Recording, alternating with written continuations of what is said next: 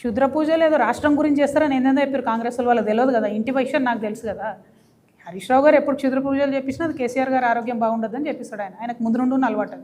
అనేక మంది పండితులను అనేక మందిని రకరకాలుగా ఆయన కేసీఆర్ గారి గురించి చాలా దారుణమైన ప్రశ్నలు అడిగాడు. ఇప్పుడు నాకు హరీష్ రావుకి ఏం పంచాయతీ అండి? గట్టి పంచాయతీ నాకేమన్నా? మా నాన్న అగౌరవపరుస్తాడు అన్న దగ్గర స్టార్ట్ అయినటువంటి పంచాయతీ ఆయన నన్ను దగ్గరుండి పార్టీలోంచి బయటికి పంపించే వరకు వచ్చింది. పాయింట్ ఏంది ఇక్కడ అని అంటే, క్షుద్ర పూజలు ఎప్పుడు హరీష్ రావు గారు చేపించినా అది కేసీఆర్ గారు ఆరోగ్యం బాగుండదని చెప్పిస్తారు. అది జగమెరిగిన వాస్తవం, ప్రతి ఒక్కరికి తెలిసిన విషయం. ఏ అయ్య గారిని అడిగినా చెప్తారు మీకు.